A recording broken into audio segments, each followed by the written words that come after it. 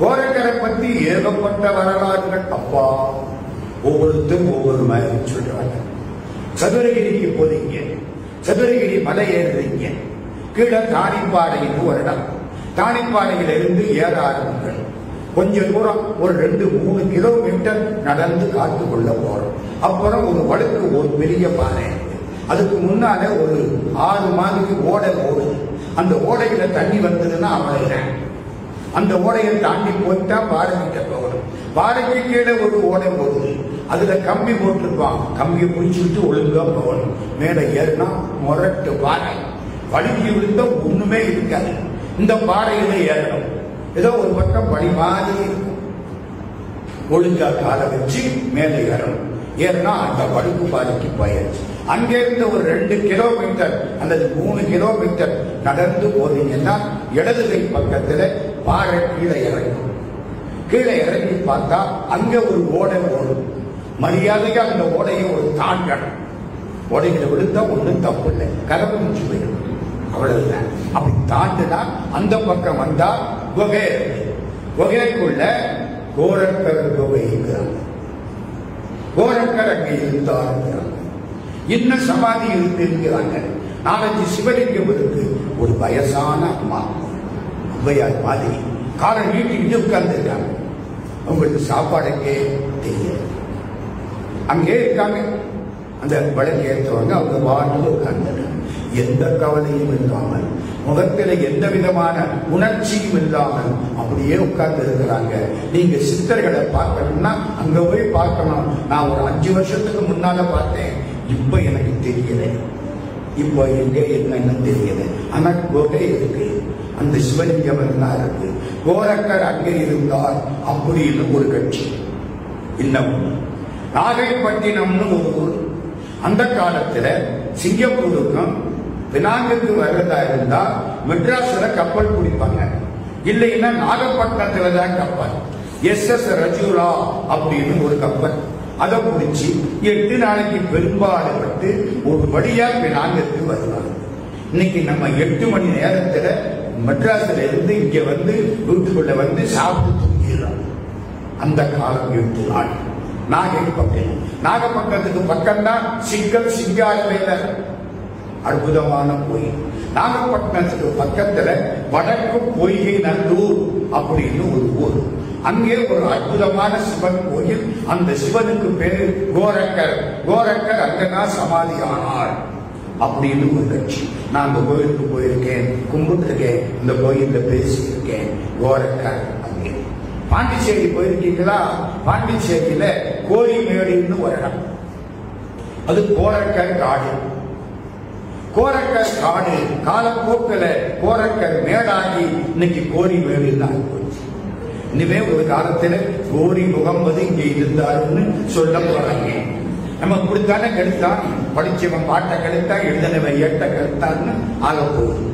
திருவண்ணாமலையில பேய் கோபுரம்னு வச்சாங்கல்ல, மேற்கு கோபுரத்தை மேல் கோபுரம், மேல் கோபுரம், பேய் கோபுரம் ஆக்கிட்டாங்க.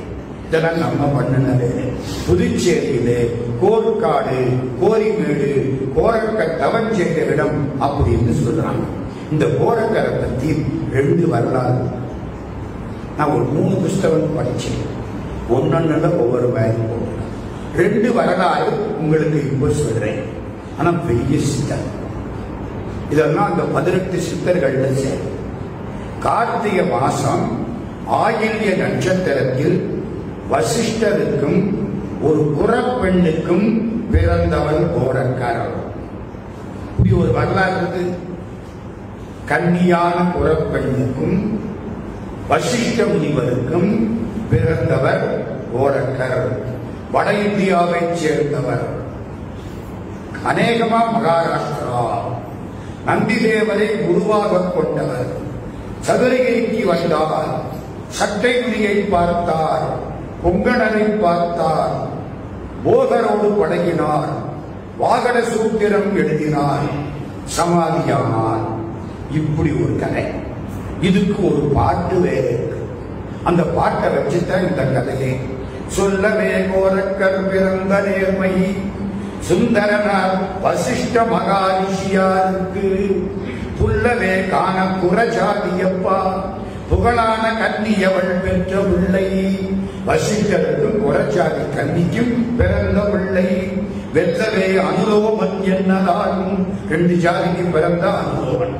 வேதாந்த கோரக்கல் சித்து தாமும் நல்லதொரு பிரகாசமான சித்து ஆதாந்த சித்தொழிவாம் என்னதாகும். மிகப்பெரிய சித்தர். 2 பெரிய மூலிகைகள் அவரால் கண்டுபிடிக்கப்பட்டன. இன்னைக்கு அதிர்ச்சியான விஷயம் 2 சொல்ல போறே வருது. அதுக்கெல்லாம் பிள்ளையார் சொல்லி போட்டு கொடுத்தவர் போகர். ஞாபகம் வச்சுக்கோ. போகர் 7000 ஒரு நூல். அதுல இந்த பாட்டு. இது ஒரு வரலாறு. நான் இந்த வரலாற்றை அவ்வளவு நம்புறேன். ஆனா பாட்டு இருக்கேன். யாரு வாழ்நாங்களோ என்னவோ இருக்கு. நமக்கு தெரிஞ்ச வரலாறு. சிவபெருமான் கடற்கரையில் உமாதேவிக்கு ஆகமங்களை உபதேசிக்கிறார். கடற்கரை. இந்த ஆகமங்களை கேட்கிற பொழுது ரொம்ப பொறுமை வரும். ரொம்ப பொறுமை வரும். அம்பாள் அப்படி கேட்டானா தூங்கிட்டானா நம்மள மாதிரி தான். அம்மா பின்ன என்னங்க புரிஞ்சா புரியும், புரியலன்னா நல்ல தூக்கம் வரும். மாத்திரை போட்டா கூட வராத தூக்கம் பேச்சு கேட்டா வரும். வரும்ல. அம்பாள் தூங்கிட்டானா. இவர் சொல்லிட்டே இருக்காரு சிவபெருமான். பக்கத்துல ஒரு மீன் வயிற்றுல குஞ்சு. அது கேட்டுச்சான். அப்படியே இவருக்கு புரிஞ்சு போச்சு. இவர் தூங்கிட்டா குஞ்சு. அவ்வளவு ஆகமங்களையும் சொல்றார். 28 ஆகமங்கள்.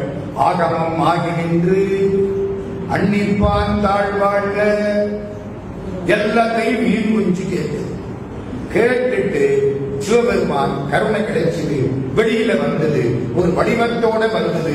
மீன் மச்சேந்திரர் பேர். மச்சம்னா மீன். மச்சாவதார் மச்சேந்திரர் அப்படின்னு பேர் கொடுத்தாங்க. இவருக்கு சிவபெருமான் கருணையினாலே சித்துக்கள் எல்லாம் வந்தன. ஆமா, அவர் வாயில உபதேசம் கேட்டு ஆகமம் கேட்டா அப்புறம் என்ன? சித்தர் ஆயிட்டார் மச்சேந்திரன். ஒவ்வொரு வீடா போவார், பிச்சை எடுப்பார், 3 இடத்துல கேட்பார், கிடைக்காட்டி படுத்துவார். சாது சுவாமிகள் அப்படி, சக்தி சுவாமிகள் அப்படி. அது மாதிரி சித்தர் மச்சேந்திர முனிவர் ஒரு வீட்டுக்கு போறார். அம்மா பிச்சை போடு. ஒரு இளம் பெண்ணு, ஒரு 28-30 வயசு பிச்சை போடுது. முகத்தை பார்த்தா பாவமா இருக்கு, வருத்தம், அழுது இருக்கு. இவர் பார்க்கிற என்னம்மா ஏன் வருத்தம்? அதான் சித்தர்கள். நம்ம கஷ்டப்பட்டா அவங்க இறக்கப்படுவார்கள். இல்லைன்னா கடவுள் என்னதுக்குங்க? கடவுள் அவர் பாட்டுக்கு இருந்தா நம்ம எதுக்கு அவரை நினைக்க போறோம்? சிவனே இருக்குன்னு விட்டுவோம்ல. சித்தருக்கு கண்ணீர் வந்து, என்னம்மா உனக்கு என்ன கவலை? ஏன் இப்படி கண்ணீர் விட்டு அழுது இருக்கிறேன்? சாமி, கல்யாணம் ஆச்சு, 7-8 வருஷம், குழந்தை கிடையாது. அந்த காலம் குழந்தை கிடையாது. பொன்னுடையரேனும் புகழுடையரேனும் மற்ற என்னுடையரேனும் உடையரோ இந்நடிசில் புக்களையும் தாமரைக்கை கூறாரும் செய்யவாய் மக்களை இங்கு இல்லாதவன் நரவன். பொன் இருந்தாலும் புகழ் இருந்தாலும் வீட்டுல ஒரு பிள்ளை இல்லைன்னா உன் வாழ்க்கை வீணா போச்சு. இந்த பொண்ணுக்கு கண்ணீர் வரும். எல்லாம் மரடிக்கிறாங்க. 29ஆம் தேதி அன்னைக்கு சித்தர்களுடைய வைத்தியத்தை பத்தி இங்க சொல்ல போறேன். 50 மூலிகைகள் இங்க சொல்ல போறேன். உங்களுக்கு தெரிஞ்ச கருவேப்பிலை உள்பட வரப்போகுது. எதுக்கு, எந்த நோய்க்கு எந்த மூலிகைன்னு அன்னைக்கு ஒரு திட்டம் போட்டு வச்சிருக்கிறேன், எழுதியிருக்கிறேன். ராத்திரி கூட உட்கார்ந்து எடுத்திருக்கிறேன். 51 மூலிகை. 29ஆம் தேதி சொற்பொழிகளே அந்த சித்த வைத்தியம் வரும். அதுல இதுக்கெல்லாம் மூலிகை இருக்கு. ஆண் மலடு, பெண் மலடு, அவளுக்கு மூலிகை இருக்கு. எந்த மருந்து வேண்டாம், இதை ஒழுங்காக சாப்பிட்டால். இந்த பொண்ணு கண்ணீர் விட்டதா, மச்சேந்திரன் விபூதி எடுத்தார். அம்மா இது சாப்பிடு. குழந்தை விட்டு சாப்பிடு கொடுத்தாரா? இவர் சாப்பிட வேண்டியதானே. தலையெழுத்து கையில வாங்கிட்டார். இவர் என்ன சாமியாரோ என்னமோ கொடுக்கிறாரு. இதை பூசிக்கிட்டா இவர் பின்னாலே போயிட்டா இருந்தா வருகிறது சந்தேகம். சாமி போயிட்டார். உள்ளுக்கு வந்தான். அவன் தோழி நிறுத்தி தோழிகிட்ட சொன்னான். அவன் சொன்னான், ஐயோ வேண்டாம், ஊர்ல சாமியார் ரொம்ப பேர் இருக்கிறாங்க, நீ இதை பூசாலே நம்மளுக்கு வேண்டாம். என்ன பண்றது? அடுப்புல கொண்டு விபூதி அடுப்புல கொட்டியாச்சு. புரிஞ்சு அடுப்பு சாம்பல அடி கொண்டு போய் முன்னால குப்பையில கொட்டியாச்சு. அந்த விட குப்பையை எடுத்துட்டு போகல யாரும். குப்பையில கொட்டி குப்பையில கிடக்கு. போரா கிடக்கு. 3 வருஷம் 4 வருஷம் ஆச்சு. மற்ற திறன் திரும்ப அந்த பக்கத்துக்கு வந்துட்டேன். இதே ஒரு அடையாளம் கட்டி முடிச்சுட்டேன். வந்து நிற்கிறார், கதவை தட்டார். இந்த பொண்ணு கதவை திறக்குது. திரும்ப முகத்தில் அதே வருத்தம். என்னடா அன்னைக்கு நான் விபூதி கொடுத்தேன், இந்த பொண்ணுக்கு பொண்ணு அம்மா அந்த குழந்தைய கூப்பிடுகிறாரு. கண்ணீர் வந்துருச்சு. சாமி நான் அந்த நாய் பண்ணிட்டேன். ஐயோ கெடுத்தியே. சரி, அந்த விபூதியை என்ன பண்ணினேன்? அடுப்புல போட்டுட்டேன். அடுப்பு சாம்பலை என்ன பண்ணினேன்? குப்பையில கொட்டிட்டேன். குப்பை எங்கே இருக்கு? எங்க வீட்டுக்கு முன்னால இருக்கு. நேர அங்க வந்தார். குப்பைக்கு முன்னால நின்றார். கோரக்கா கோரக்கா அவர் வச்ச பேர். உள்ள இருந்து ஏன் ஏன் ஒரு குரல் கேட்டு வெளியில வா. குப்பையை தண்டுனாங்க. 5 வயசு பையன் தேவனுக்கு. அன்னையிலிருந்து இன்னைக்கு வரைக்கும் குழந்தைக்கு வளர்ச்சி ஆயிடுச்சு. எப்படி இருக்கும்? இந்த அம்மாவுக்கு சந்தோஷம். இந்த குழந்தைய நான் வளர்க்கிறேன். பையன் சொன்னா, அம்மா உனக்கு எனக்கு உறவு கிடையாது, இவருக்கு எனக்கு தான் உறவு. நான் இவர் பின்னால போயிடுறேன். கோரக்கர் பச்சைங்கிறதுக்கு பின்னால எடுத்து வச்சது கொடுத்து வச்சது ரெண்டுக்கும் அதுதான் வித்தியாசம். இந்த பொண்ணு அந்த கதையோட இருக்குங்க. நம்ம கோரக்கருக்கு பின்னால போறோம். கோரக்கர் அங்கே இருந்து பிறந்தார். மச்சேந்திரரும் கூட குருநாதருக்கு எல்லா பணிகளும் பண்ணுகிறார். வளர்ந்தார். 7 வயசு 10 வயசு 15 வயசு 20 வயசு குருநாதன் மச்சேந்திரருக்கு எல்லா தொண்டுகளும் செய்கிறார். இப்போ கோரக்கருக்கு ஒரு 20 வயசு வச்சுக்கோங்களேன். சாப்பாடு பிச்சை போய் கேட்கணும், வாங்கிட்டு வரணும். வாங்கிறது யாரு? கோரக்கர். கோரக்கர் ஒரு வீட்டில் போய் பிச்சை எடுத்தார். அந்த அம்மா, சாமி சாப்பாடு இல்லை, வடை இருக்கு, வாங்கிக்கிறீங்களா? பரவாயில்ல போடு. 4 வடை போட்டு எடுத்துக்கிட்டு வந்துட்டார். குருநாதருக்கு கொடுத்தார். மச்சேந்திரன் சாப்பிட்டார். ஆஹா, வடை ரொம்ப நல்லா இருக்கு. சன்னியாசிக்கு 4 சுவை இருக்க இருந்தா அவன் சம்சாரி. எல்லாரும் 63 சிஷ்யர்கள் உட்கார்ந்து இருந்தாங்களாம். ஒரு பெரிய மகான் மேல உட்கார்ந்து இருந்தானாம். இந்த கடைசியா இருந்த சிஷ்ய பிள்ளை சாப்பிடுற பொழுது குருநாதா என்ன இன்னைக்கு சாப்பாட்டுல வேர்வெண்ணெய் ஊத்தி இருக்காங்க, நல்லெண்ணெய் ஊத்தலே.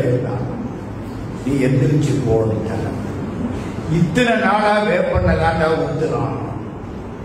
நீ உன்னுடைய நோக்கம் பூரா படிப்பதில் இருந்ததுனால வேப்பெண்ணையா நல்லெண்ணையான்னு தெரியல. இன்னைக்கு படிப்பு நினைப்பு போச்சு, உனக்கு நாக்கு சுவை வந்துருச்சு, நீ போட்டாரு. நான் என்ன செய்ய? இந்தியா பூரா சுத்திட்டு அப்புறம் எடுத்தலாம். நம்ம மாயவரத்துக்கு பக்கம் சித்தர்காடு எல்லாம் இப்ப இந்தியா பூரா சுத்துறாரு. அதுக்குள்ள குருநாதர் மிச்சம் உள்ளவங்களை வச்சு சமாதியாக போறேன்னு சொல்லிட்டாரு. சோழராஜா ஏற்பாடு பண்ணிட்டான். 63 பேர் ஒரு ஆள் போட்டாரு. மிச்சம் 63 பேர், 63 குழி குருநாதருக்கு சேர்த்து எல்லாம் உயிரோட உள்ள இறங்கி சமாதி ஆகிறாங்க. சமாதி ஆகிற பொழுது அவர் ஓடி வந்துட்டார். குருநாதா குருநாதான்னு கத்தனார். இங்க வா. குருநாதர் அவரை மடியில வச்சாரு. குளிய மூடினாங்க.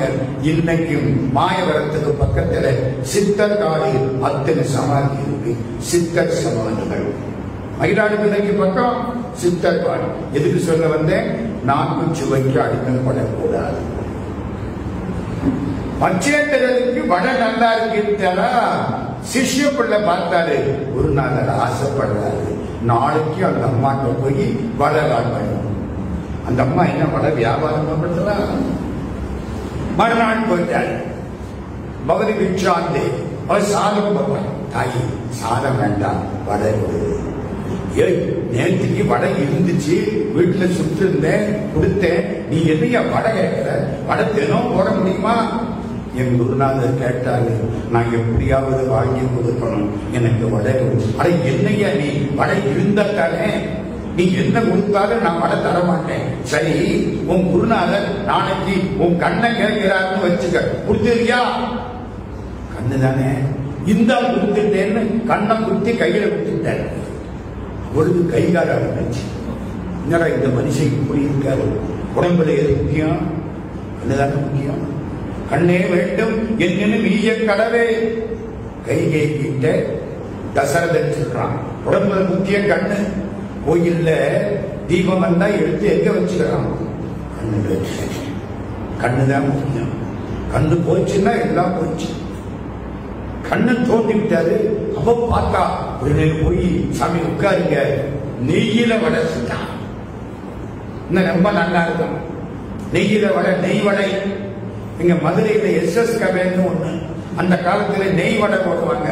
அதுக்காகவே ஒரு கூட்டம் வரும். இந்த மனுஷன் கெட்டது நான்கு நாளை நினைப்பது.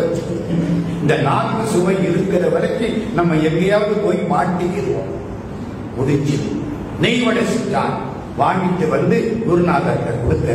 குருநாதர் சாப்பிட்டு, உறக்கா என்ன ஒரு கண்ணு குடியிருக்கு? கொடுத்துட்டே சாமி.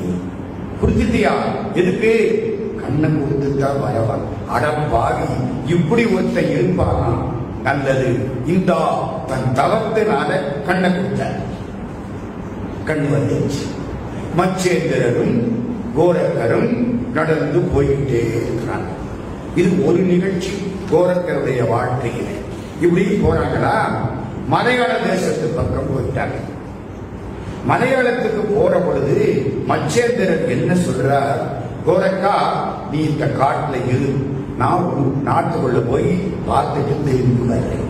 ஒரு வார்த்தைக்கு மறு வார்த்தை கிடையாது. காட்டுல உட்கார்ந்துட்டார்.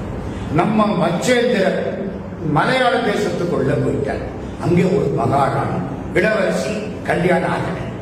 இந்த மச்சேந்திரன் ரொம்ப அழகா இருப்பார், இளமையா இருப்பார். இந்த சித்தர்களுக்கு வயசே கிடையாது. 100 வயசு ஆனாலும் இளமையா இருப்பாங்க. உடம்புல முதுமை கிடையாது. இந்த பிடி மூப்பு அதெல்லாம் கிடையாது. அதனால ரொம்ப கம்பீரமா அழகா இருக்காரா. அவ ராணி. இவரை பார்த்தா, சாமி உங்களை கல்யாணம் பண்ணிக்கிட்டு சித்தர். அவன் என்கிட்ட தானம் கேட்கிறான், குழந்தை தானம் கேட்கிறான். சரி, கல்யாணம் பண்ணிட்டான். 2 பேரும் வாழ்க்கை நடத்த ஆரம்பிச்சுட்டாங்க. நம்ம கோரக்கர் காட்டுல உட்கார்ந்து இருக்காரு. குருநாதர் வருவாரு வருவாரு வருவாரு. குருநாதர் அங்கே குடும்ப நடத்த தொடங்கிட்டார். கொஞ்ச காலம் 2 வருஷம் 3 ஒரு குழந்தை வேலை பிறந்துச்சு. குழந்தைக்கு என்ன பேர் வைக்கலாம்? மச்சேந்திரன் புள்ள மீனநாதன் பேர் வச்சுட்டார். நல்ல அழகு ராஜ்யம், அழகான பெண்டாட்டி, அழகான புள்ள, சௌக்கியமா இருக்காரு. இதுக்குதான் மாயைன்னு பேர். தெரியுமா உங்களுக்கு? கிருஷ்ண பரமாத்மா கிட்ட நாரதர் போனாராம். கிருஷ்ணா, இந்த மாயை மாயைங்கிறாங்களே அப்படின்னா என்னன்னு உனக்கு தெரியுமா? கிருஷ்ண பரமாத்மா சிரிச்சா, அதானே இந்த சொல்றேன் நாரதா, எனக்கு ரொம்ப தாகமா இருக்கு, அந்த ஒரு வீடு தெரியுதா? ஆமா தெரியுது, அங்க போய் கொஞ்சம் குடிக்க தண்ணி வாங்கிட்டு வாரியா? நாரத முனிவர் தண்ணி வாங்க போயிட்டார். அந்த வீட்டு கதவை தட்டார். தட்டின உடனே ஒரு அழகான பொண்ணு கதவை தருது. வயது 16 இருக்கும், இளவயது மங்கை. மங்கியதோ நிழலினிலே கனவில் இது கண்டேன் பாருங்க. அப்படி ஒரு அழகான பொண்ணு. இவர் தண்ணியை மறந்துட்டாரு, கிருஷ்ணனை மறந்துட்டாரு. இந்த பொண்ணையே பார்த்தாரு. உனக்கு கல்யாணம் ஆயிடுச்சா? இல்ல, எனக்கு கல்யாணம் ஆகல. 2 பேரும் கல்யாணம் பண்ணிக்கலாமா? சரி, 2 கல்யாணம் பண்ணிக்கிச்சு. முதல் பிள்ளை, 2வது பிள்ளை, 3வது பிள்ளை, 4, 5 ஆண்டொன்று போனால் வாண்டொன்று தோன்று. 60 பிள்ளை. பிரபவ விபவ சுக்கில பிரமோதூத பிரஜோபக்தி ஆங்கிரச ஸ்ரீமுக பவ யுவ தாது ஈஸ்வர நிகிதாங்கிய இந்த பிள்ளைகளுக்கு பேரு 60 பிள்ளை. பதன்னு ஊர்ல இருக்கிறவங்க பயந்து போற அளவுக்கு சௌக்கியமா குழந்தையோட 60 பிள்ளை. வீட்டுல எங்க பார்த்தாலும் பிள்ளையா. சந்தோஷமா இருக்காரு. வியாபாரம் பண்ணாரு, வியாபாரத்துல லாபம் எல்லாமே பிள்ளை 60 பிள்ளைக்கு சட்டை தைக்கணும்ல, 60 பிள்ளைக்கு பேண்ட் வாங்கணும்ல. கவியரசு கண்ணதாசனோட ஒரு 10 வருஷம் பழகி ஒரு கடைக்கு போறோம். போனா எல்லா சைஸுக்கும் ட்ரெஸ் எடுக்கிறார். எல்லா சைஸுக்கும் இந்த இன்ச்சு அத்தனை இன்ச்சு அத்தனைக்கும் 18 19 உருப்படி. அண்ணா எதுக்கு இத்தனை எடுக்க எல்லாத்துக்கும் பிள்ளைக்கு கொடுப்பாங்க. ஒரு ஆள் பின்னால சொல்றாரு, ஒருவேளை ஒரு சைஸ் இந்த வருஷம் கூட எடுத்துட்டா அடுத்த வருஷம் அது ஒரு பிள்ளை வச்சிருப்பாரு. ஆமாங்க, 18 பிள்ளை 3 சம்சாரம், வீடு குட்டி முனிசிபாலிட்டி. அப்படி இப்ப வீட்டு 60 பிள்ளை நல்லா இருக்கிறாங்க. திடீர்னு ஒரு நாள் சுனாமி வந்துச்சு, வெள்ளம் வந்துச்சு, எல்லாம் முழுகி போச்சு, கடை போச்சு, கார் போச்சு, 60 பிள்ளையும் போச்சு. அழகான மனைவி போட்டா, நாரதர் மட்டும் உட்கார்ந்து ஐயோ எல்லாம் போச்சு அழுதுகிட்டு இருக்காரு. பின்னால யாரோ கைய வச்சாங்க, திரும்புறாரு. நாரதா தண்ணி எங்கே? கெட்டிக்கார புரிஞ்சுக்கிட்டீங்க. யாரு கேட்கிறா? கிருஷ்ண பரமாத்மா. ஆமா, அவன் தண்ணி வர இதாண்டா மாயை. எத்தனை வருஷம் இருந்து? 100 வருஷம் இருந்திருக்கேன். இந்த பொண்ணோட வாழ்க்கை நடத்தி 60 பிள்ளைய பெற்றது 100 வருஷம். 60 பிள்ளை என்ன தெரியுமா? முதல் பிள்ளைக்கு சத்தியப்த பூர்த்தி வர்ற பொழுது அடுத்த பிள்ளைக்கு ஆண்டு நிறைவுக்கு ஏற்பாடு பண்ணுவாங்க. 60 டிக்கெட். இதாண்டா மாயை. அதுக்குள்ளே கிடப்பான் மனுஷன். ஆனா அது சாக்கடைன்னு தெரியாது. ஆனா அது பூக்கடையா நினைச்சுக்கிட்டே கிடப்பாண்டா. அது மாதிரி நம்ம பரம ஞானி மச்சேந்திரர், அந்த பொண்ணு பேர் தெரியுமா? கேரள பொண்ணு பிரவீளான்னு பேர். அந்த பொண்ணோட வாழ்க்கை நடத்தி ஒரு குழந்தையை பெற்றுவிட்டு விட்டார். ஒரு நாள் அந்த பொண்ணை பற்றி கேட்கிறாங்க, நீங்க எங்கிருந்து வந்தீங்க எனக்கு தெரியாது, ஆனா மனம் வந்து வாழ்க்கை நடத்துறார். இந்த வாழ்க்கை என்னைக்கு நினைக்கணும் அப்படித்தானே கேட்பா. ஒரு நல்ல பொண்ணு என்ன கேட்பா? அடுத்த பிறவிலையும் நீங்க தான் என்ன கல்யாணம் பண்ணிக்கணும். பழைய சங்க இலக்கியமே அகத்தாச்சு. அடுத்த பிறவிலையும் நீதான் எனக்கு கணவன் அப்படின்பாரு. அது மாதிரி இந்த பொண்ணு ரொம்ப பாசத்தோட நீங்க என்னை விட்டு போகக்கூடாது, என்ன எங்க இருந்து வந்தாலும் என்னன்னு தெரியல, என் கூட ஏற்படும். அம்மா அதுல ஒரு பிரச்சனை இருக்கு. என்ன? என்னுடைய சீடன் கோரக்கன்னு பேரு, அவனை காட்டுல விட்டுட்டு வந்திருக்கேன். அது ஒரு நாளைக்கு வந்து எல்லாம் கூட்டிட்டு போயிருவேன். ஐயோ நீங்க போகக்கூடாது, ஒரு காட்டு போகக்கூடாது. திட்டம் போட்டுட்டான் மகாராணி. சேனாதிபதியை கூப்பிட்டா, நம்ம ஊருக்குள்ள சன்னியாசி எவன் வந்தாலும் சொல்லாம தீர்த்து விடு. முடிஞ்சு வச்சு யாராவது காவி கட்டிக்கிட்டு வந்தா அவங்க தூக்க வேண்டியதுதான்.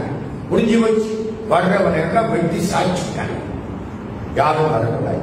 சன்னியாசியர் தானே கோரக்கரை, சித்தர் தானே எல்லாம் கதை. கோரக்கர் அங்கே இருந்து குருநாதரை போய் ரொம்ப நாள் ஆச்சுன்னு ஞான திருஷ்டியில பார்க்கிறாரு. குருநாதர் குழந்தைய வச்சு விளையாடிருக்காரு. நீனாதன் ஓ அங்க போய் மாட்டிக்கிட்டாரு. இந்த இல்லறத்துல மாட்டிக்கிட்டவன் சாதாரணமா வெளியில வர மாட்டான். என்ன பண்றது? புறட்டு சன்னியாசி. அந்த ஊர் எல்லையில ஒரு வீடு.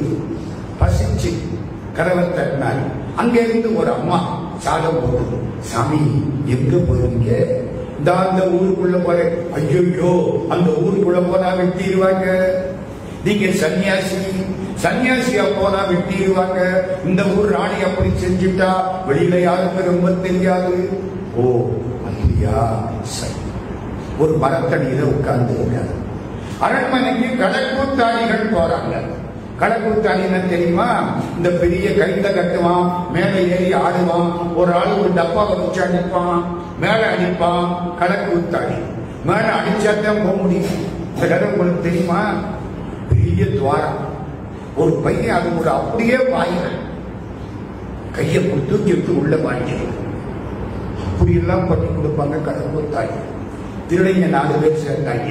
இந்த பயனை தூக்கிட்டு போயிட்டாங்க. ஒரு வீடு கண்ணை வச்சாங்க. டேய் உள்ள போடான்னாங்க. இவன் அழுறான். என்னத்தை அடிக்கலாம்? டபரத்தை டபடவன் அடிச்சா தாண்டா நான் உள்ள போவேன். ஆனா பாதி ராத்திரி அடிச்சா எல்லாரும் முடிச்சுட்டு வாங்கலா.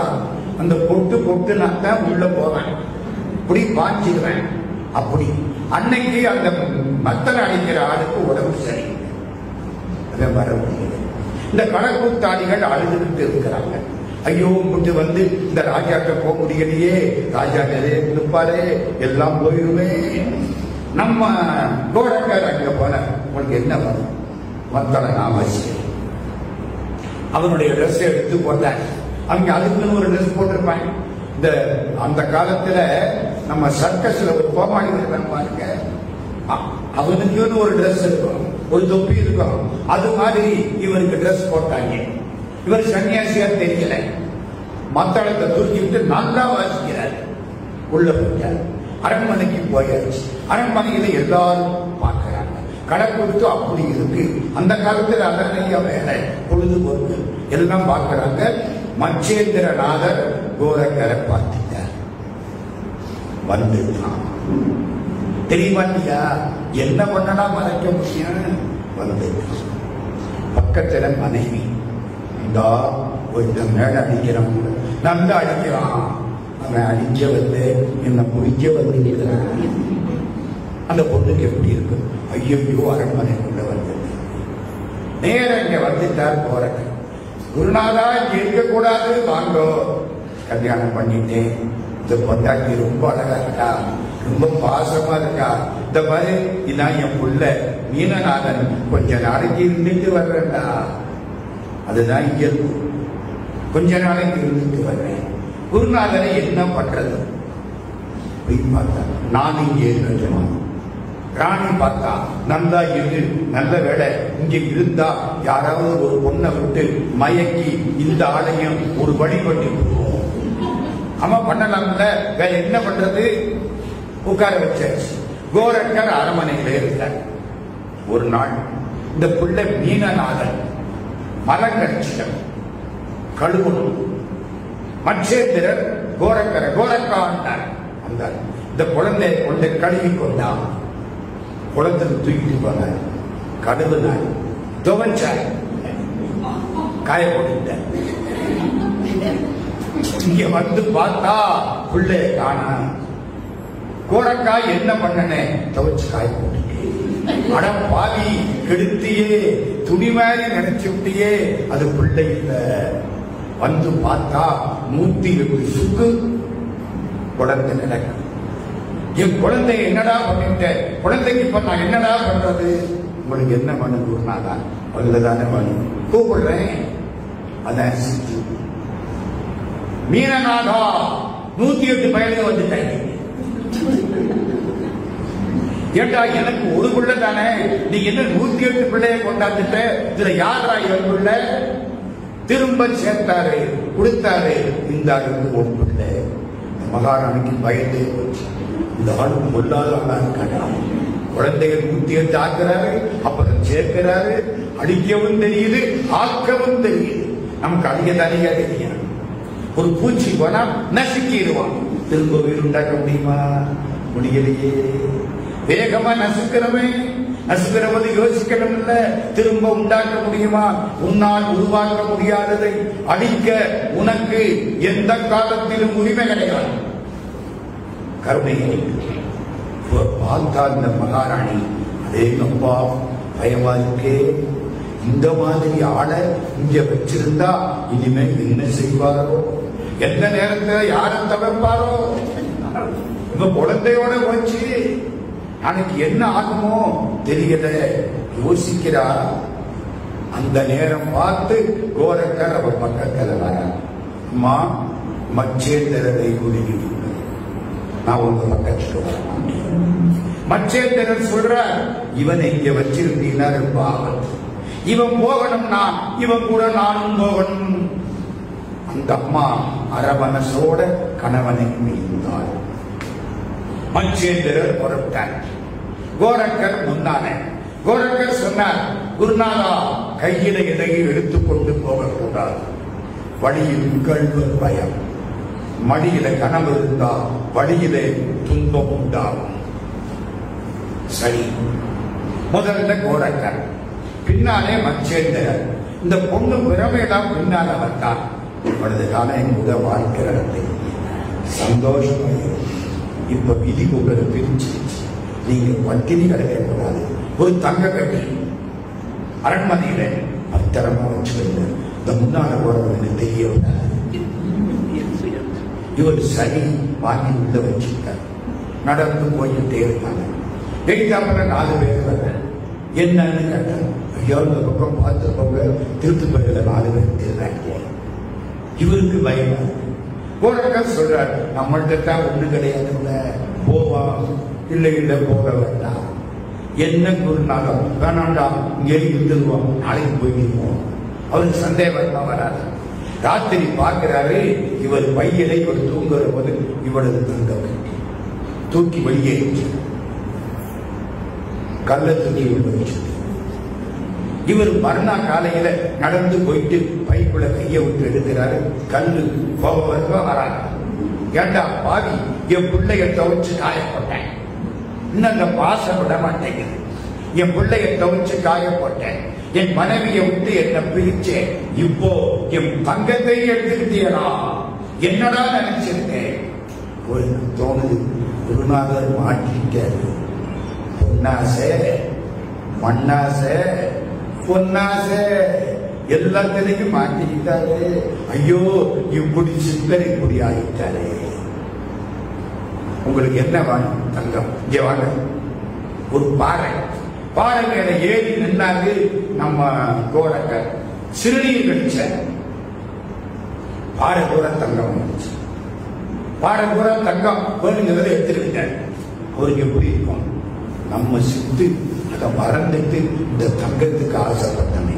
சடார்னு எல்லா பாசங்களும் மச்சேந்திரர் இருக்கும்போது குருநாதனை திருத்தியவர் கோரக்கர். எல்லா பாசமும் சடார்னு போயிடுச்சு. ஒரு காதற்ற ஊசிய பார்த்த உடனே பட்னத்து சாமி ஞானம் கிடைச்சாச்சுல்ல, அவ்வளவுதான்.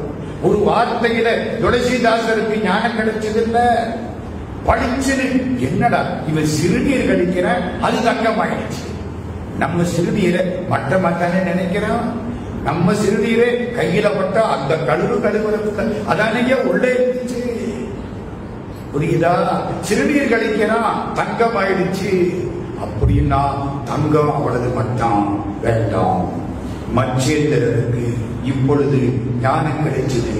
கோரக்கா, உன் வழியை நீ பார்த்துக்கோ, என் வழியை நான் பார்த்துக்கிறேன். இனிமேல் நான் முழு சித்தனாக இருப்பேன். எந்த பெண்ணும் என்னை மயக்க முடியாது. மச்சேந்திரர் அந்த பக்கம் போயிட்டார். கோரக்கர் இந்த பக்கம் வந்துட்டார். காட்டுல உட்கார்ந்தார், தவம் பண்ணுறார். இதுவரைக்கும் குழப்பு குருநாதர் பின்னாலே போச்சு. தவம் பண்ணல, உட்கார்ந்து தவம் பண்ணனா அட்டவாசித்தியும் கிடைச்சு. அட்டவாசித்தின்னு தெரியுமா? உடம்ப வெயிட்லெஸ் ஆக்குறது. காத்துல பறக்கலாம். அனிமா, மகிமா, கரிமா, லகிமா, ஈசத்துவம், ராகாமியம், மொத்தம் 8 சித்தி சொல்லுவாங்க. உடம்ப காத்துல பறக்க வைக்கிறது, உடம்ப கனமாக்குறது, உடம்ப ஒல்லியாக்குறது, உடம்ப உண்டாக்குறது, அடுத்தவன் நினைக்கிறத நம்ம தெரிஞ்சுக்கிறது, எல்லா இடத்திலையும் இருக்கிறது.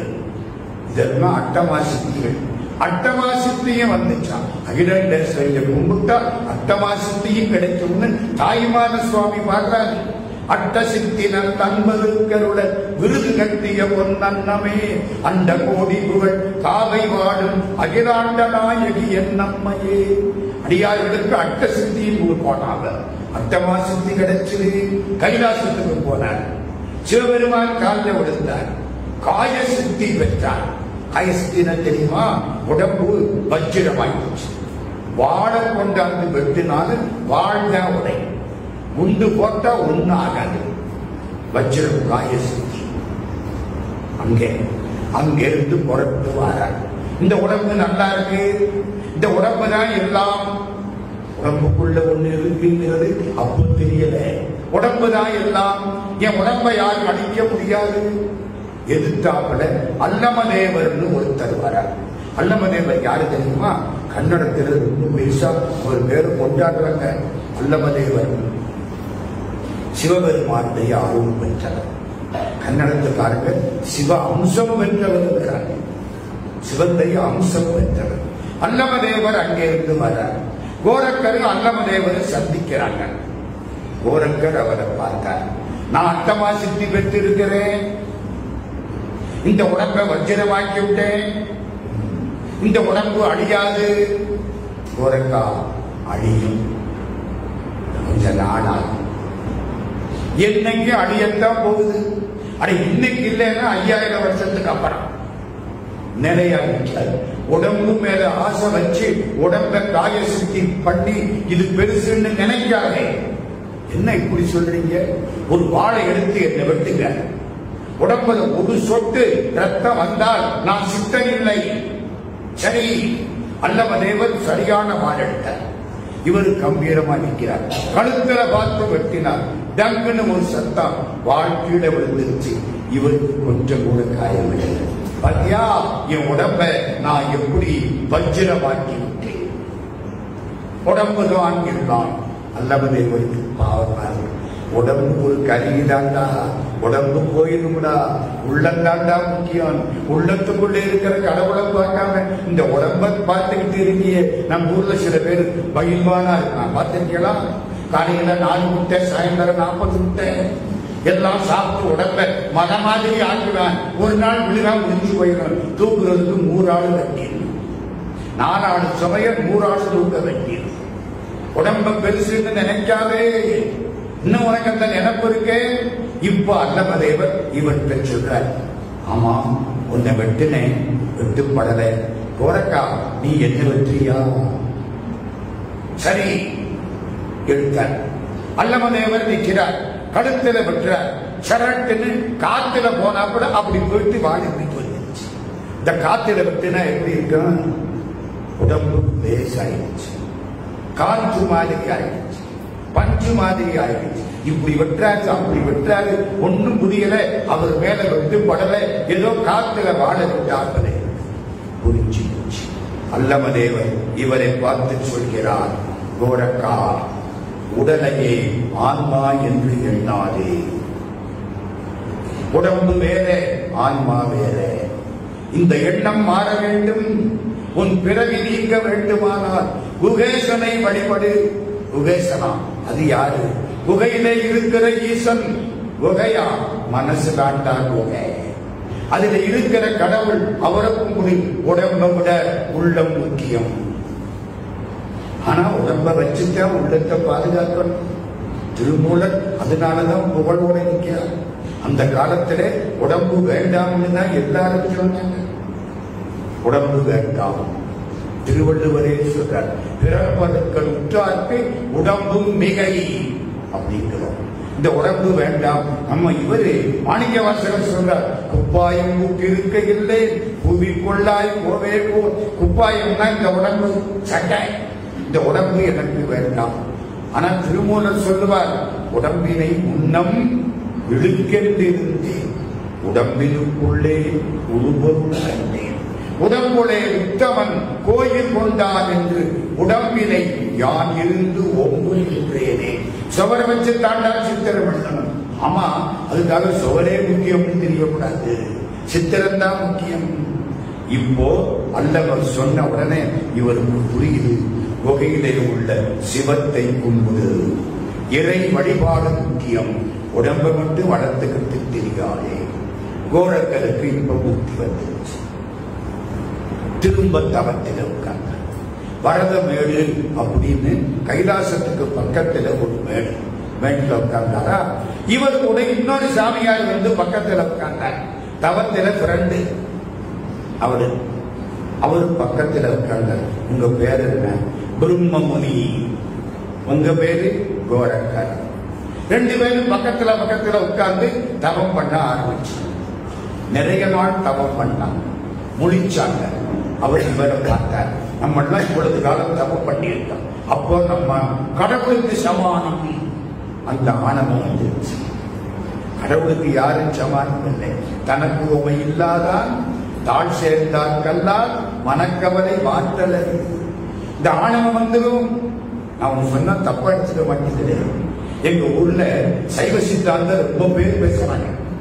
ஆனா சைவ சித்தாந்தத்தில் அடிப்படை ஆணவம் வரக்கூடாது. சைவ சித்தாந்தம் படிச்ச உடனே எனக்குத்தான் சைவ சித்தாந்தம் தெரியும் அப்படின்னு பேச ஆரம்பிச்சிடுறாங்க. அப்ப எந்த ஆணவம் போகணுமோ அந்த ஆணவம் போக மாட்டேங்குது. இந்த ஆணவம் இருக்கிற வரைக்கும் ஆண்டவன் கிட்ட போக முடியாதம்மா. கோயில்ல ஒரு பலிபீடம் வச்சிருக்காங்க. எதுக்கு பலிபீடம்? திமிர பலி கொடுத்துட்டு போ. நான் பணக்காரன், நான் படிச்சவன், நாம் பதவியில இருக்கவன், அந்த திமிர பலி கொடுத்து விட்டு கோயிலுக்குள்ள போ. நம்ம என்ன பண்ணலாம்? ஒரு ஆட்டை பலி கொடுத்துட்டு அப்படியே பலி கொடுத்தமா இதே. அதுதான் முக்கியம். இந்த ஆணவம் வந்துச்சு. 2 சாமியார்கள், 2 சித்தர். இப்ப நம்ம என்ன செய்யலாம்? சிவபெருமான் பண்ணக்கூடிய 5 தொழிலையும் நாம் செய்வோம். ஆக்கல், காத்தல், அழித்தல், மறைத்தல், அருளல். யாகம் பண்ணு. 2 பேர் உட்கார்ந்து அதுக்கு பெரிய யாகம் ஆரம்பிச்சிட்டாங்க. எதுக்கு யாகம்? சிவனுக்கு சமமாக 5 தொழில்களையும் செய்ய வேண்டும். நேற்றுக்கு நான் சொன்னேன், வள்ளற் பெருமான் எழுதுகிறார், 5 தொழில்களையும் செய்யக்கூடிய ஆற்றலை இறைவன் எனக்கு கொடுத்தான். இலங்கும் 5 தொழில்களும் யான் செயல் தந்தனை அலங்கரில் தோன்றிய அருட்பெருஞ்சோதி. கடவுள் கொடுக்கணும், நீ போய் நான் பண்றேன்னு இதுக்கு யாகம் பண்ணக்கூடாது. யாகம் பண்ணாங்களா? படிச்சுட்டு 2 அழகான பொண்ணு அதுல இருந்து கிளம்பிடுச்சு. இவங்க மந்திரத்தை என்னத்தை சொன்னாங்க? மந்திரத்தை மாத்தினா விவகாரம் தெரிஞ்சோ தெரியாமலோ மாறிடுச்சு. 2 பொண்ணு அழகா வந்து நிற்கும். உலகத்திலே அப்படி அழகு கிடையாது. 2 பொண்ணும் பக்கத்துல வந்து நீங்க எங்களை கல்யாணம் பண்ணிட்டு 2 சாமியாக நிற்கிறாங்க. திடீர்னு அந்த இடத்துல அக்னியும் வாயு தேவனும் வர்றாங்க. அக்னி நெருப்பு, வாயு காற்று 2 வர்றாங்க. இந்த முனிவர்களை பார்க்கிறாங்க. இந்த 2 பொண்ணையும் நாங்க கல்யாணம் பண்ணிக்கிறோமா? தே ஆர் வெரி பியூட்டிஃபுல், ரொம்ப அழகா இருக்காங்க. என்னடா இது? இந்த பொண்ணுகளை பார்த்து அக்னி சுத்தம், அக்னி நெருப்பு, அடுக்கெல்லாம் அதுல போட்டா என்ன ஆகும்? தீயினில் தூசாகும். போய கொடையும் புகுதருவான் நின்றனமும் தீயினில் தூசாகும் செப்பேலோர் என்பாவாய். திருப்பாறை அக்னி சுத்தம், அதுவே கெட்டு போச்சு. இந்த பொண்ணு நல்லா இருக்கு. காற்று, எல்லா குப்பையும் தள்ளிக்கிட்டு போற காற்று. இந்த பொண்ணு நல்லா இருக்கு, நான் கட்டிக்கிறேன். இந்த 2 சாமியார்களுக்கு கோபம் வந்துருச்சு. நியாயம்தானே? யாகம் பண்றோம், யாகத்துல நாங்க நினைச்சு நடந்தா தேவை. எது தேவையில்லையோ அப்படி 2 பொண்ணு வர, இந்த பொண்ணுகளை பார்த்து இந்த அக்னியில் இந்த வாயுதேவனை ஆசைப்பட கோபம் தாங்கல. தீர்த்தத்தை எடுத்தாங்க. 2 பொண்ணு மேலையும் தெளிச்சு நீங்க 2 பேரும் செடியாக மாறுங்கள். கோரக்கர் தீர்த்தத்தை தெளிச்சாரா? முதல் பொண்ணு மூலிகையா மாறிச்சு. என்ன மூலிகை சொல்றேன். 2வது பொண்ணு பிரம்ம முனி, அவரும் தீர்த்தத்தை தெளிச்சார். அது ஒரு செடியா மாறி போச்சு. அது ஒரு மூலிகை. என்ன மூலிகை? நான் ஆரம்பத்தில் சொன்னேன், அதிர்ச்சி தரக்கூடிய 2 செய்திகள் இன்றைக்கு வர இருக்கின்றன. இப்போ ஒரு மூலிகைக்கு பெயர் கஞ்சா. கோரங்கர் மூலிகை என்று பெயர் கஞ்சா. இன்னொரு மூலிகை பிரம்ம பத்திரம் புகையிலை. இந்த 2 மூலிகை ஞாபகம். அளவோட சாப்பிட்டா மருந்து, அளவுக்கு மேல சாப்பிட்டா போதை. உங்களுக்கு தெரியுமா? மகாகவி பாரதியார் கஞ்சா சாப்பிடுவார்.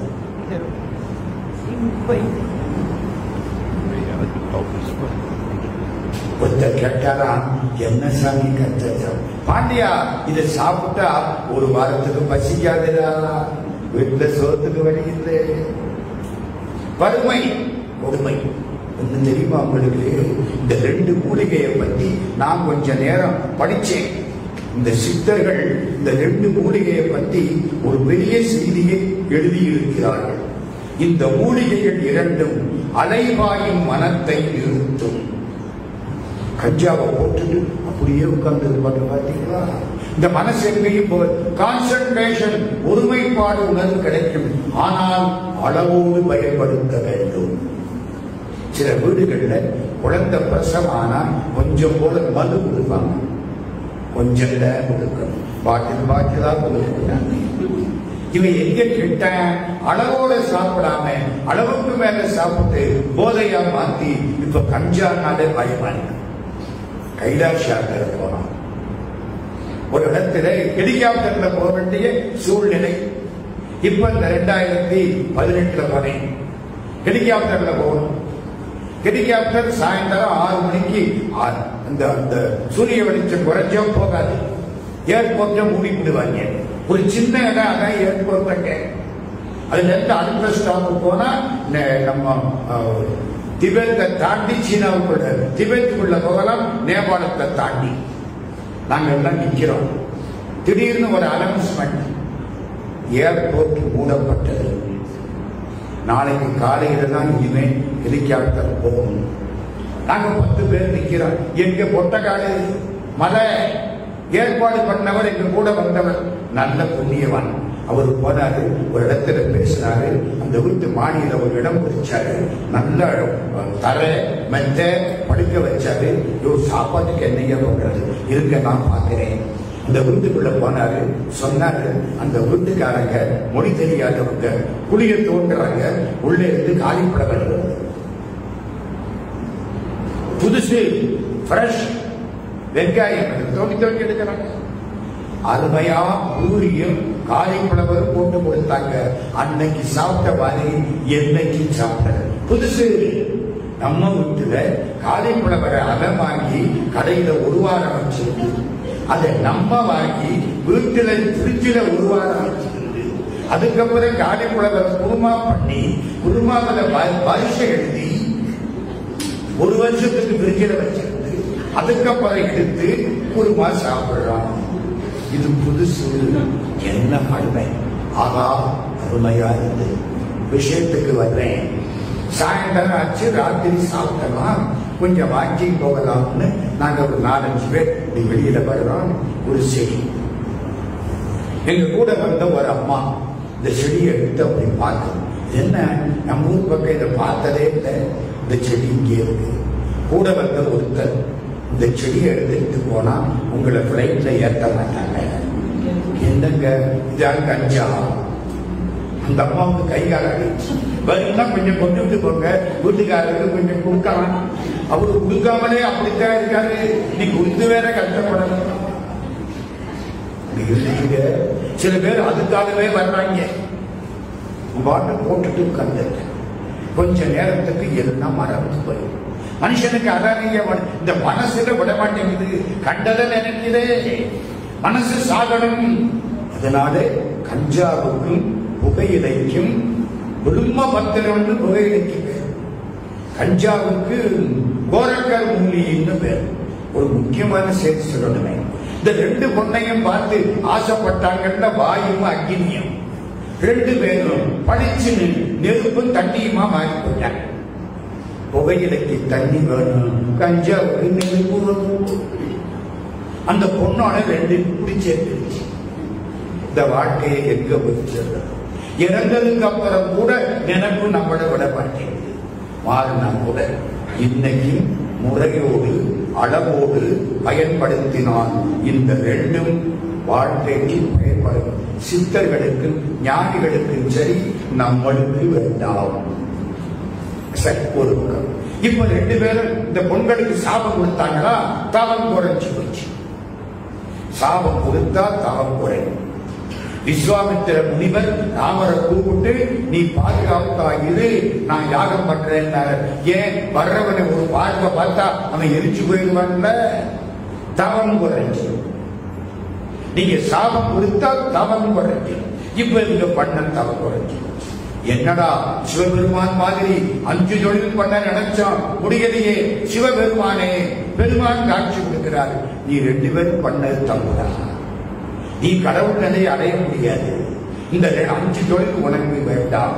ஆனால் நீங்கள் உலகத்துக்கு பயன்படக்கூடிய கற்ப மூலிகைகளை கண்டுபிடித்து உலக மக்களுக்கு சொல்லுங்கள்.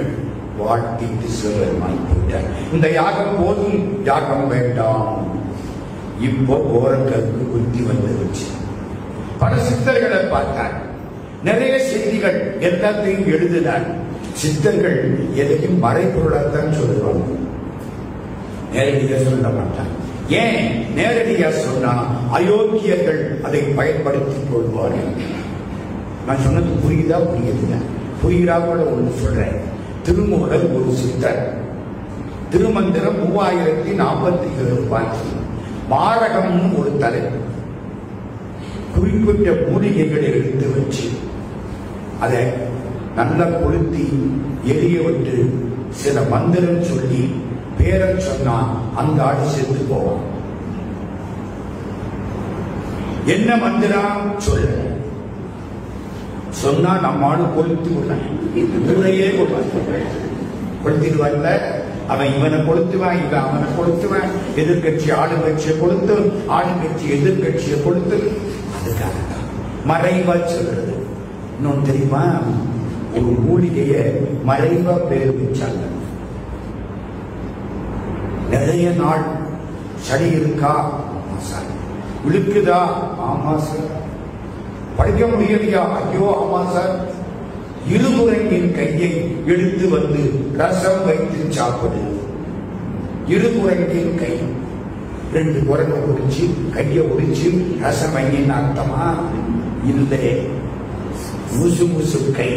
முசுன்னா குரங்கு, முசு முசுன்னா 2 குரங்கு. முசு முசு கை, இருபுறங்கின் கை.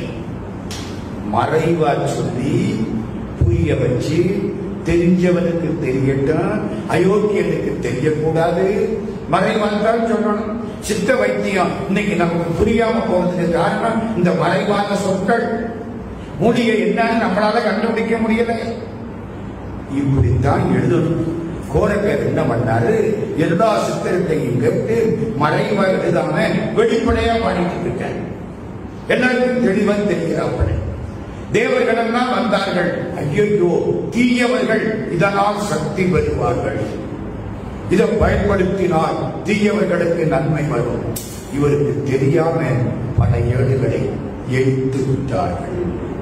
கோரக்கர் எழுதினது 70% மேல எழுச்சி, மிச்சம் கிடைச்சு. இவர் வாழ்க்கையில ஒரு செய்தி மிச்சம். ஒரு நாள் அப்படி மேல போறாரு. ஒரு இடைச்சி அழுதுட்டு இருக்கான். இடைச்சின்னு தெரியுமா? இடையனுடைய மனைவி அழுதுகிட்டு இருக்கான். ஏன்? இடையன் இறந்து போய் கிடக்கான். மூலன் ஒரு இடையன், மறக்காதீங்க. இடையனுடைய மனைவி இறந்து, மனைவி இருக்க இடையன் இறந்து கிடக்கிறான். மேலே இருந்து பார்த்தார், இந்த பொண்ணோட அழுகை அங்கே இருப்பான். நம்ம 2 பொண்ணுகளை செடியா மாத்திட்டோம். அந்த பாவத்துக்கு என்னமாவது பரிகாரம் பண்ணணும். இந்த பொண்ணு கவலையை தீர்த்து வைப்போம். அவ்வினைக்கு வினையாம். உடனே இடையன் உடம்புல பூந்துட்ட. யாரு? கோரக்கர். இடையன் நினைச்சுட்டான். இவர் உடம்ப கொண்டு போய் எங்கேயோ ஒரு குகையில சாத்திட்டாரு. இடைச்சிக்கு சந்தோஷம். ஆனா நம்ம வீட்டுக்காரர் இறந்து எழுந்தாரு. 2 பேரும் இருக்க, சந்தோஷமா இருக்க, கிழவன் கிழவியாக இடைச்சி இறந்து போக, அதுக்கப்புறம் கோரக்கர் பழைய உடம்பை தேடி வர, பழைய உடம்பை யாரோ எரிச்சு. பழைய உடம்பு காயகற்ப உடம்பு. அந்த உடம்பத்தான் முக்கியம்னு அன்னம தேவரோட இவர் ஒரு காலத்துல ஆர்கியூ பண்ணாரு. இப்ப அந்த உடம்பு போச்சு. இப்ப புரிஞ்சு போச்சு, உடம்பு நிக்காது. நீ என்ன பண்ணாலும் நிக்காது. காலங்களுக்கு இருக்குமே தவிர ஒரு நாளைக்கு அழிவுண்டு. இந்த உடம்ப திரும்ப காயகற்ப உடம்பாக்கினார். தமிழ்நாட்டுக்கு வந்தால் பேரூரில் சித்தி. பேரூர் எங்கே இருக்கு? கோயம்புத்தூர் கிட்ட இருக்கு. பேரூர் பட்டீச்சரம், அங்கே சித்தி அப்படின்னு சில பேர் சொல்றாங்க. பழனியில் சித்தி அப்படின்னு சில பேர் சொல்றாங்க. பழனியில ரொம்ப சித்தர்கள். பழனியில் இவர் சித்தி பெற்றார். நாகப்பட்டினத்துல கோயிலே கட்டி வச்சிருக்காங்க. வடக்கு பொய்கை நல்லூர்ல கோரக்க முனிவர் பெரிய சித்தராக இருந்தால் இவர் எழுதின நூல்கள் நிறைய இருக்கின்றன. சொற்கள் நமக்கு புரியவில்லை. அதனாலே பல நூல்கள் இன்றைக்கு இருக்கின்றன, புரிந்து கொள்ள முடியல. இந்த ஏட்டு எழுத்தையே நமக்கு புரிஞ்சுக்க முடியல. ஏன்னா ஏட்டுல இந்த புள்ளி எல்லாம் வைக்க மாட்டாங்க. புள்ளி வச்சா ஏழு பொத்து போயிடும். கோபால் அப்படின்னா கோபாலன்னு இருக்கும், அவன்னா அவனான்னு இருக்கும். புள்ளி வைக்க மாட்டாங்க, புரிஞ்சு வைக்கும். அந்த ஏழு அதுவும் இவங்களுடைய பாஷையும் முடியலே. அதனாலே இந்த நாட்டினுடைய சித்த வைத்தியம் இருந்தும் இல்லாமல் போய்விட்டது. அதுக்குள்ள ஒரு 100 மூலிகைகள் கண்டுபிடித்து எழுதப்பட்டன. அந்த சித்தர்களுக்கெல்லாம் நம்முடைய வணக்கங்களை தெரிவிக்கிறோம். நம்ம வீட்டில் பயன்படுத்தக்கூடிய மூலிகைகள் 100க்கு மேற்பட்ட மூலிகைகளை சித்தர்கள் நமக்கு கொடுத்தார்கள். மகாகவி பாரதியார் ஒரு பெரும் சித்தர். நம்புறீங்களா நம்பலையா? பாண்டிச்சேரியில ஒரு பெரிய கோடீஸ்வரர், அவருக்கு ஒரு பையன் ராஜாபாதர்னு அவர் பேர். 1912 அந்த பையன் பிரான்ஸுக்கு போயிட்டான். இந்த பாண்டிச்சேரிக்கு பிரான்ஸுக்கு ரொம்ப தொடர்பு உண்டு. ஒரு காலத்துல பாண்டிச்சேரி பிரெஞ்சுக்காரர்களுக்கு உட்பட்டது. இன்னைக்கு கூட பிரான்ஸ்ல ஓட்டு போடுறதுக்கு பாண்டிச்சேரிக்காரன் போயிட்டு வராங்க. வேடிக்கை ஓட்டு போடுறது பிரெஞ்சு ஆட்சி. ராஜா பகதூர் பிரான்ஸுக்கு போயிட்டான். இங்க கோடீஸ்வரர் அவங்க அப்பா படுத்து கிடக்கிறார். 1914 கெய்சர் முதல் உலக மகா யுத்தத்தை தொடங்கிவிட்டார். ஜெர்மனியிலே யுத்தம், பிரான்ஸ்ல சண்டை, இங்கிலாந்துல சண்டை. இவன் பயந்துட்டான். ஐயோ என் பிள்ளைய இனிமே யுத்தத்தில் சேர்த்திருவாங்களே, இவன் பிரான்ஸ்ல போய் மாட்டிக்கிட்டானே, என் பிள்ளைக்கு ஆபத்து வந்துருமே. கண்ணீர் விட்டு அழுதார். உடம்பு சரியில்லை. பிள்ளைக்கு தந்தி கொடுத்தார். அப்பெல்லாம் தந்தி தானே, இது கிடையாது. தந்தி தந்தி கொடுத்தாரா? பையன் திருப்பி தந்தி கொடுத்தான். இந்த கப்பல்ல புறப்பட்டு பாண்டிச்சேரிக்கு வர்றேன். அப்பாடா என் பிள்ளை பரப்பாரா. இந்த கோடீஸ்வரர் பாரதியாருக்கு நண்பர். 3 நாள் ஆச்சு. அந்த கப்பல் முடிஞ்சு வர்ற பொழுது கப்பலுக்கு ஆக்சிடென்ட். தகவல் வந்துச்சு. இவருக்கு உயிரே போயிடுச்சு. சாப்பாடு இறங்கல, தூக்கம் இல்லை. ராஜா பகதூர் ஒத்த பிள்ளை போச்சு போச்சு போச்சு. கண்ணீர் விட்டாங்க. சோகத்தில் பொருளாத சோகம், பிள்ளை இறக்கிறது. எவ்வளவு பெரிய பணக்காரர், பணத்தை வச்சு ஒன்றும் பண்ண முடியலையே, உடைஞ்சிட்ட. எல்லாரும் வர்றாங்க, இவரை காப்பாற்றணும். என்ன செய்யலாம்? பொய் தந்தி கொடுத்தாங்க. அவன் அந்த கப்பல்ல வரல, வேற கப்பல்ல வர்றான். இவரு நம்பல. அதனடா அன்னைக்கு தந்தி அப்படி, இன்னைக்கு தந்தி இப்படி. நம்பல. எல்லாரும் உண்மையை நாங்கள் நான் நம்ப மாட்டேன், என் பிள்ளை நீ வர மாட்டேன். நம்பணும், நிச்சயமா வருவாங்க. சக்திதாசன் சொன்னா நம்புவேன், வேற யாரு சொன்னாலும் நம்ப மாட்டேன். யாரு சக்திதாசன்? பாரதியார். பாரதியாருடைய நண்பர். பாரதி சொன்னா நம்புவேன், இல்லைன்னா நம்ப மாட்டேன். எல்லாரும் பாரதியார் திறந்தாங்க. நீங்க சொன்னாதான் அவர் பிறந்தாரு. இப்ப பாரதி சொல்லலாமா வேண்டாமா? யோசிக்க. பாரதியார் பராசக்தியை நோக்கி கொஞ்ச நேரம் பூஜை பண்ண சொல்றேன், வந்துட்டான். ராஜா பகதூர் எவ்வளவு துன்பத்தில் இருந்தாலும் அன்னை பராசக்தி அவரை காப்பாற்றி கொண்டு வந்து சேர்ப்பார். சந்தோஷம் இருக்கு. சக்திதாசன் சொல்லிவிட்டாரு. அதுக்கப்புறம் 1 மாதத்துக்கு நிம்மதியா இருந்தார். வந்துருவான், என் உள்ள வந்துருவான். ஏன்? சக்திதாசன் சொல்லிவிட்டாரு. 1 மாசத்துல இறந்து போயிட்டார். புள்ள வந்த இறந்து போயிட்டார். ஒரு 10 நாள் ஆச்சு. பையன் வந்துட்டான். எப்படி வந்த? ஆக்சிடென்ட் ஆனது உண்மை. நாங்க 10-15 பேரை ஒரு படகுல காப்பாத்தி எங்கேயோ தீவில வச்சாங்க. இப்பதான் நாங்க இங்க வந்து சேர்ந்திருக்கோம். ஒரு மனைவி சொல்றா, பாரதியார் சொன்னார், அது சக்தியின் வாக்கு, அவர் சித்தர் சொன்னது நடக்கும். பாரதியார கூறுகிறார். இன்னும் நிறைய செய்தி. பாரதி ஒரு சித்தர், எனக்கு முன்னே சித்தர் பலர் இருந்தாரப்பா, யானும் வந்தேன் ஒரு சித்தர் இந்த நாட்டில் அப்படிங்கிறார். எத்தனையோ சித்தர்கள், நம்ம அதில் சில பேரை பற்றி நினைக்கிறோம். இன்னைக்கு கோரக்கர்